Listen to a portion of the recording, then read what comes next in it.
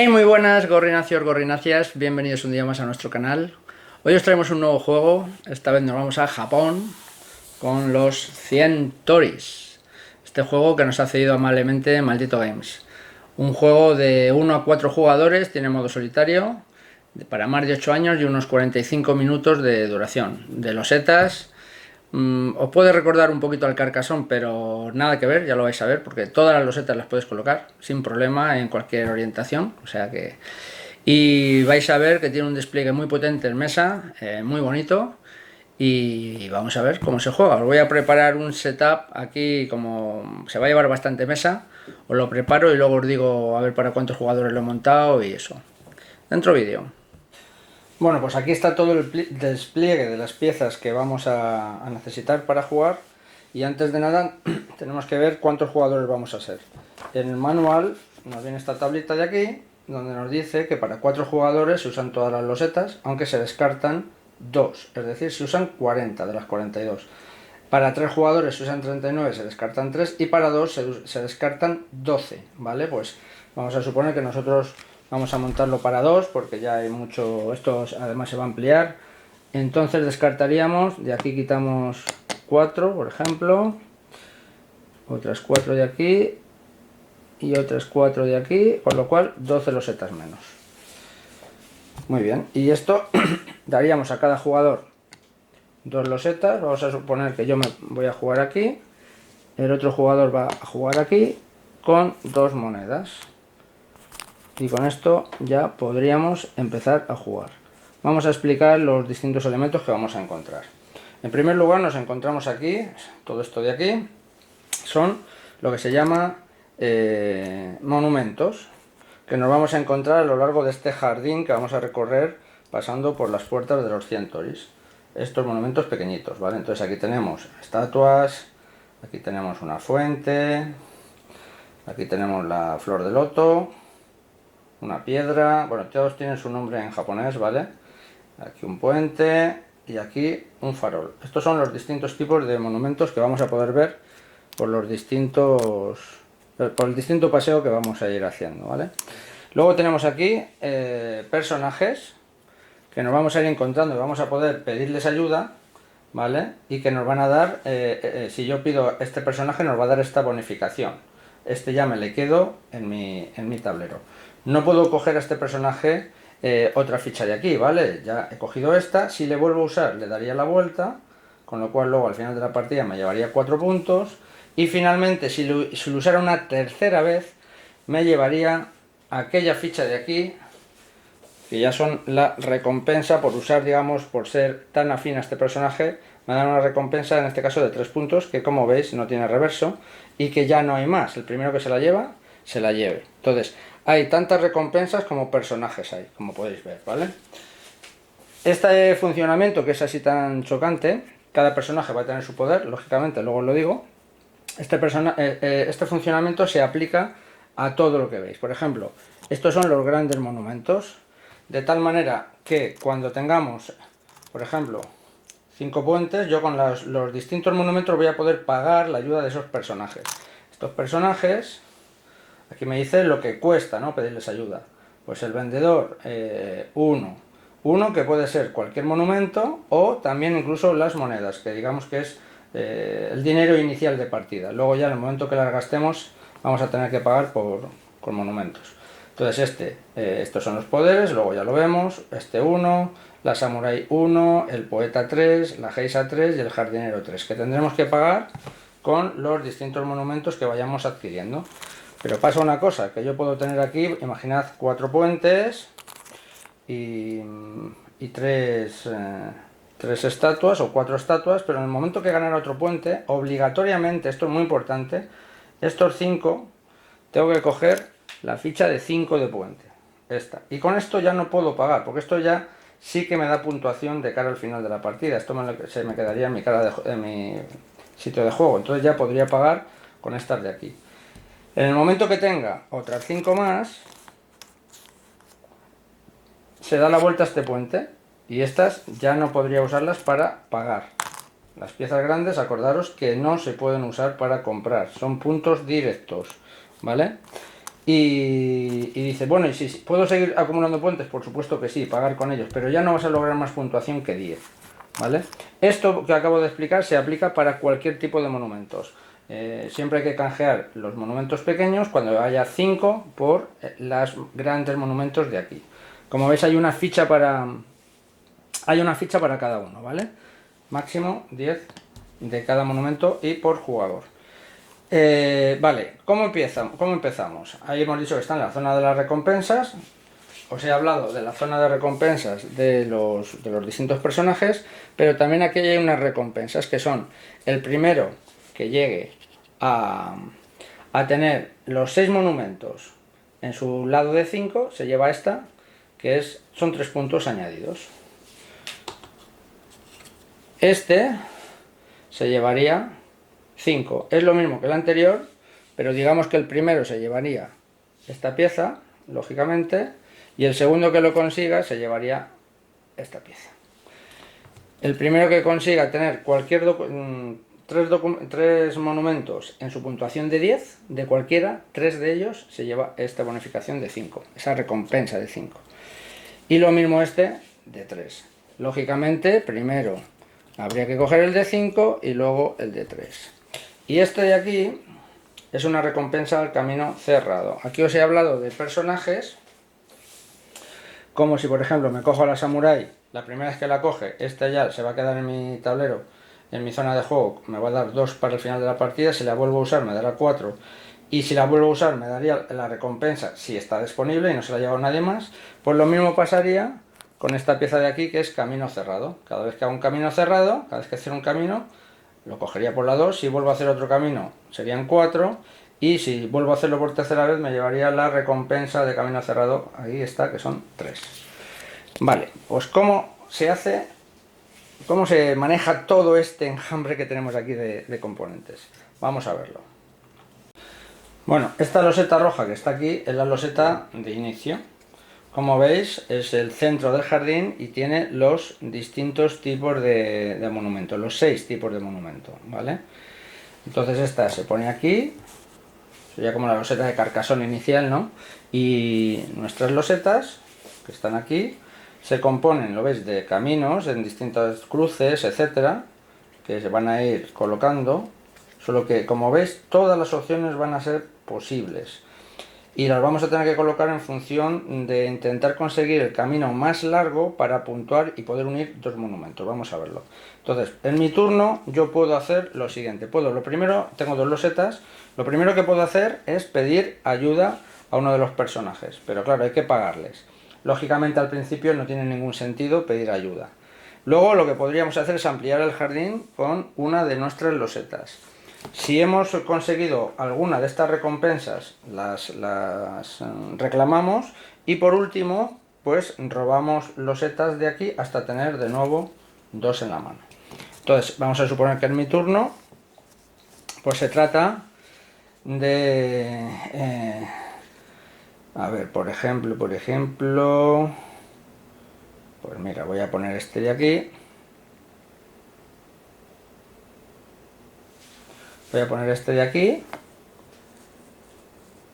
Y como veis, vamos a hacer un zoom.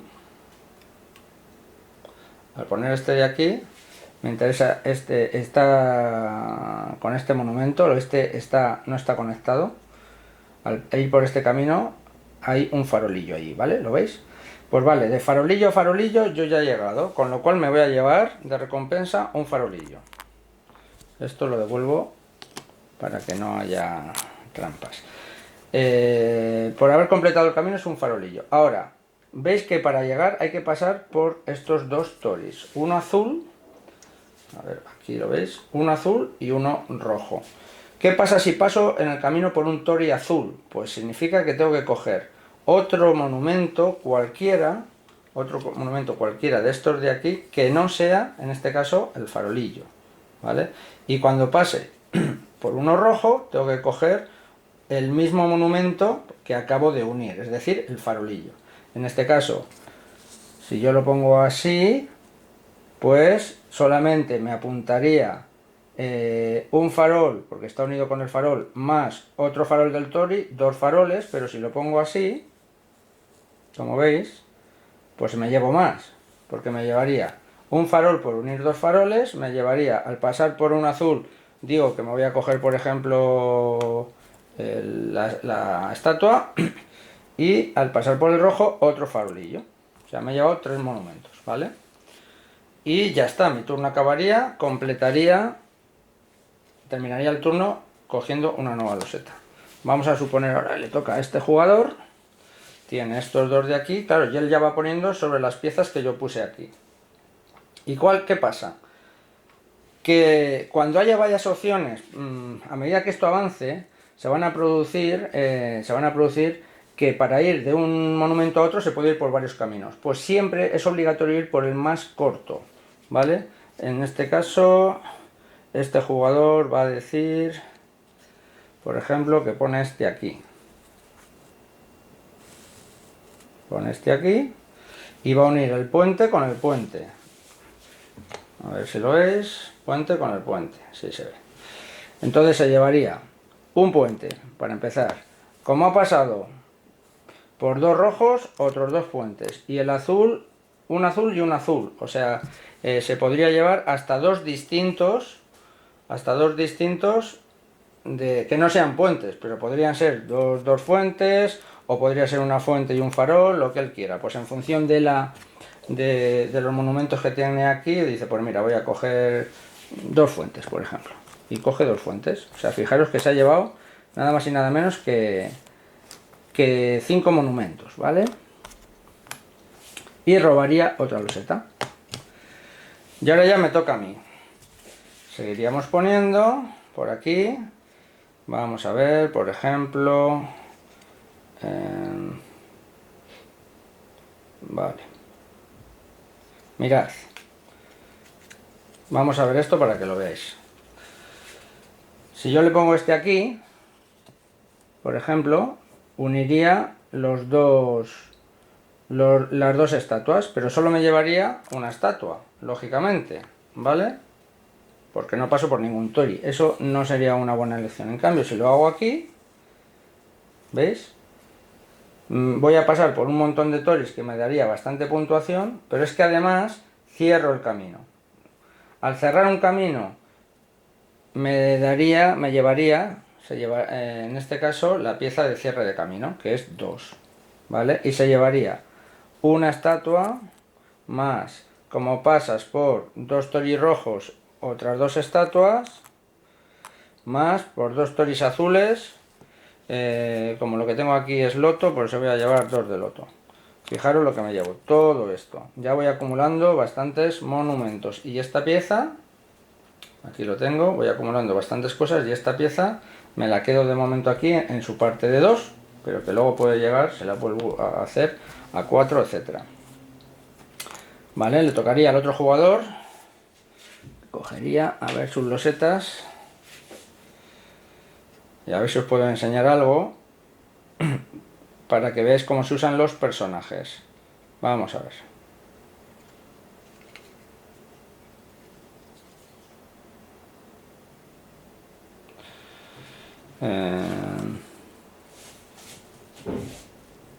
Aquí lo que haría sería... Nada, no... Por ejemplo aquí, si lo pusiese así, ¿vale?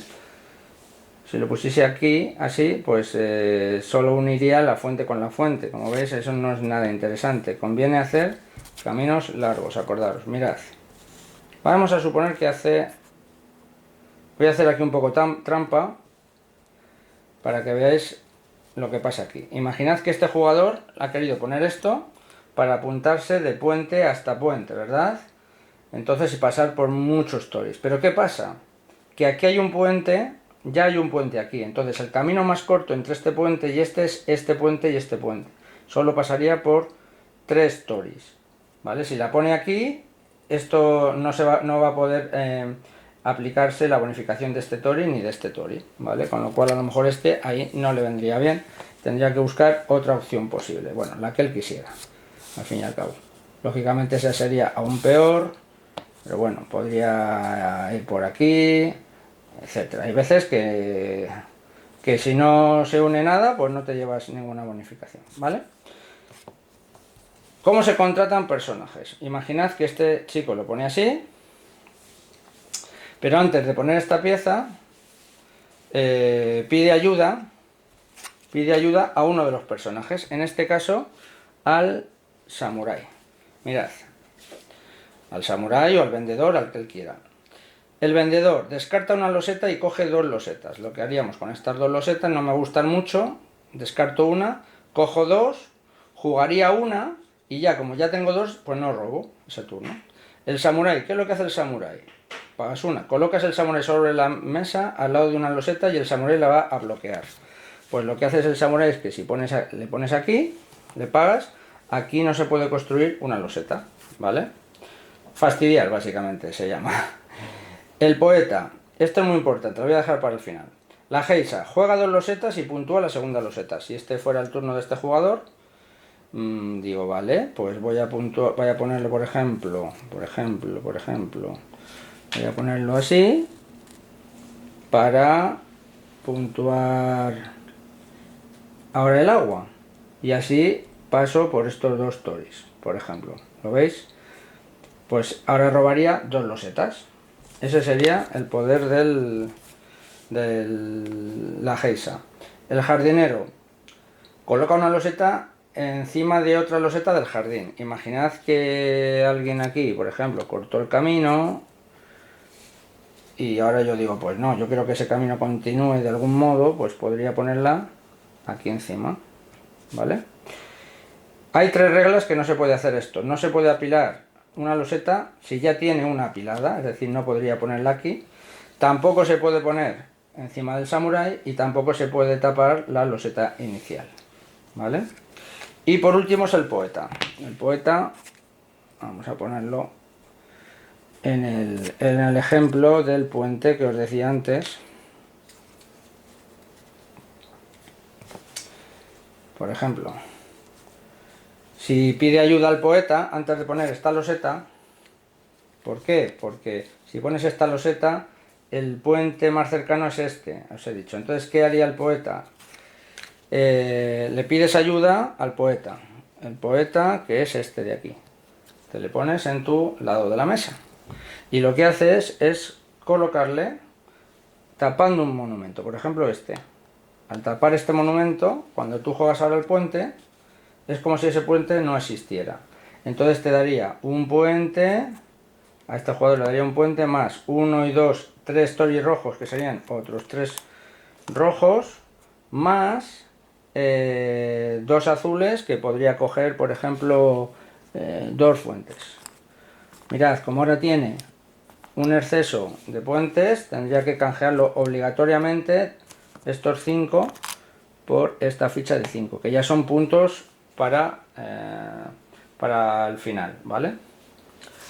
Y así seguiría un poco, como veis es ir colocando y hasta que se vaya completando un camino, apoyándonos en los personajes.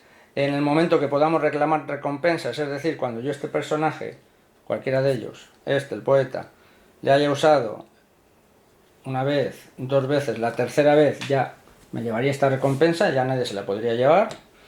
Y ir intentando conseguir las fichas canjeando mis fichas de monumentos por los grandes monumentos hasta que se acabe la última loseta. Cuando se acabe la última loseta, se jugaría ese turno, incluso el jugador que la haya cogido. Todos tendrían un último turno y se contaría la puntuación final. La puntuación final son todo lo que tiene números, es decir, todos los monumentos sueltos, como veis aquí, monedas, etcétera, dan 0 puntos. Las losetas dan 0 puntos. O sea que lo único que da puntos es lo que lleva aquí impreso. Y como os he dicho, aquí, estas de aquí, que son muy golosas, intentar llegar a tener los grandes monumentos de 10 lo antes posible. O este de aquí, todos de 5 lo antes posible, que es bastante, 5 puntos es bastante. Se puede hacer bastantes puntos, en torno a 50 o en torno a 60, sin problema. El juego también nos trae un modo en solitario y también viene 2 expansiones, que no lo voy a explicar en este vídeo, pero digamos que en el modo solitario juegas contra una inteligencia artificial usando este tablero. Este es el tablero de la inteligencia artificial. Y luego vienen dos expansiones que no vienen en las reglas, que es la mini expansión Koi y la mini expansión Toku. Y lo que tienen estas expansiones, que lo he estado mirando antes por curiosidad, a ver, las mismas reglas vienen en la primera carta, o sea que es bastante fácil, ¿vale? Aquí te explican un poquito y ya son las cartas, como veis, distintos símbolos, más 3, etcétera. Bueno, pues lo que venga aquí en las... Si queréis probarlo, pues lo probáis. Una aclaración antes de la despedida. El camino cerrado, os he dicho que cuando se hace un camino y se cierra, da igual que sea muy corto o muy largo, cuando se cierra te llevarías una fichita de estas, ¿no? Bien, pero solo pasa si el camino une al menos dos monumentos. Fijaros que en los caminos, aquí viene, este farolillo, por ejemplo, está en este camino, ahí lo viene, es como sale la flechita de ahí, de pequeño, no en este, ¿vale? Entonces, si alguien cierra ese camino, lo puede hacer, pero como no une un monumento con otro, no se llevaría lo que es el bonus de cierre de camino. En cambio, fijaros, si esto estuviera tal que así, vamos a ver, si cojo esta pieza, o esta incluso, da igual el lado, si lo pongo así, sí que se cerraría el camino entre el farolillo y la estatua, con lo cual sí que me darían el bonus este de 2, ¿vale? Lógicamente el camino podría cerrarse así, ¿vale? O sea, no tiene por qué ser un camino corto. En el momento que el camino se cierre, se produce el bonus. Ahora sí, vamos con la despedida. Pues hasta aquí los 100 Tories, un juego con una producción brutal, o sea, habéis visto lo bonito que es, más luego los detalles que tiene de cómo colocar los componentes en la caja, que no lo he enseñado, las instrucciones fantásticamente bien redactadas, muy claro, con una breve historia de Japón al final, de lo que eran los Tories, de los distintos tipos de monumentos que podemos encontrar en los jardines, con una cuna de cartón totalmente serigrafiada y muy ambientada en lo que es el tema, los dibujos y el arte espectacular. O sea que mis felicitaciones a Maldito, porque de verdad que es espectacular la producción. Es un juego bastante ligero, yo diría que incluso de iniciación. Todo parecido con el Carcassonne se limita a que tiene losetas y que hay que colocarlas, pero como veis, la colocación de las losetas siempre es posible, y siempre puedes puntuar o no, y a veces tampoco es tu objetivo, puede ser más bien fastidiar a otro, que estás viendo que está acumulando monumentos de un tipo o de otro, o quitarle las recompensas, etcétera. Pues nada, espero que os haya gustado los 100 Tories y nos vemos en otro vídeo.